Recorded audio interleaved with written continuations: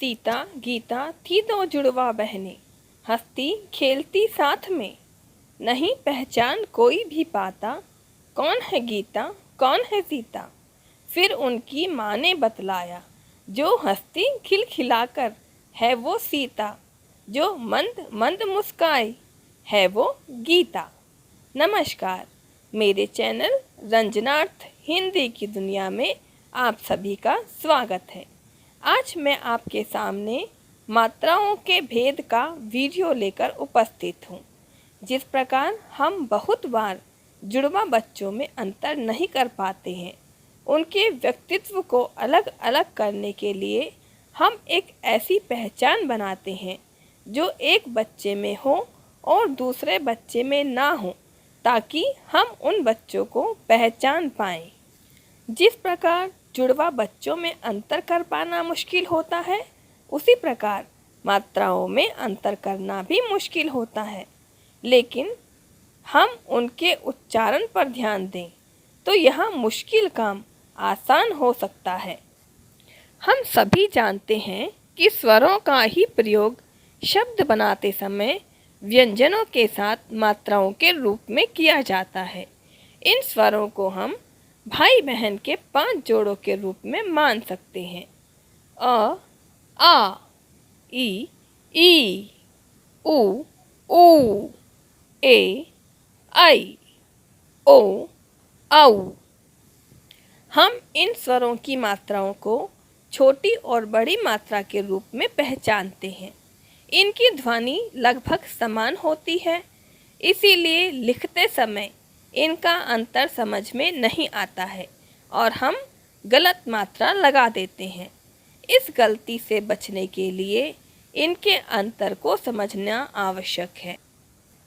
छोटी और बड़ी मात्रा में अंतर को समझने के लिए इनके उच्चारण पर ध्यान देना चाहिए। जब छोटी मात्रा लगाई जाती है, अर्थात ई, उ, ए और ओ की, तो स्वर का उच्चारण धीमा होता है, साथ ही व्यंजन का उच्चारण भी धीमा होता है, अथवा छोटी मात्रा के स्वर के साथ व्यंजन का उच्चारण भी नहीं खिंचता है। आ स्वर ऐसा स्वर है जो मात्रा के रूप में तो उपयोग में नहीं आता है, पर व्यंजन के साथ उसकी उपस्थिति अनिवार्य है। इसका उच्चारण भी धीमा ही होता है। उदाहरण के लिए कलश, कमल। छोटी मात्राओं के उदाहरण इस प्रकार हैं: निब, पिन, धनुष, बुलबुल, मोर, खरगोश, शेर, रेल। अब अगर हम इनके उच्चारण पर ध्यान दें तो जहाँ मात्राएं लगी हुई हैं, ये सभी छोटी मात्राएं हैं और इनका उच्चारण धीमा आ रहा है। साथ ही व्यंजन का उच्चारण भी धीमा आता है जिनमें ये लगी हुई हैं। इसी प्रकार जब बड़ी मात्रा लगाई जाती है, अर्थात आ, ई, उ, ऐ और औ की, तो स्वर का उच्चारण मात्रा के रूप में तेज होता है और साथ ही व्यंजन का उच्चारण भी तेज होता है। अर्थात बड़ी मात्रा में स्वर के साथ साथ व्यंजन का उच्चारण भी खिंचता है। उदाहरण: चादर, अखबार, तीर, कली, कपूर, खजूर, पैर, सैर, मौसम, जौहर।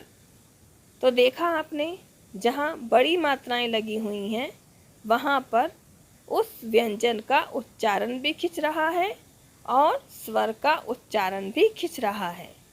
अगर हम इस अंतर को ध्यान में रखें और उच्चारण करते समय ध्यान दें तो हम लिखते समय गलतियाँ नहीं करेंगे। छोटी और बड़ी मात्राओं का विभिन्न व्यंजनों के साथ प्रयोग करके शब्द बनाकर इनके उच्चारण पर ध्यान देते हैं। इससे आपको इनका अंतर स्पष्ट हो जाएगा।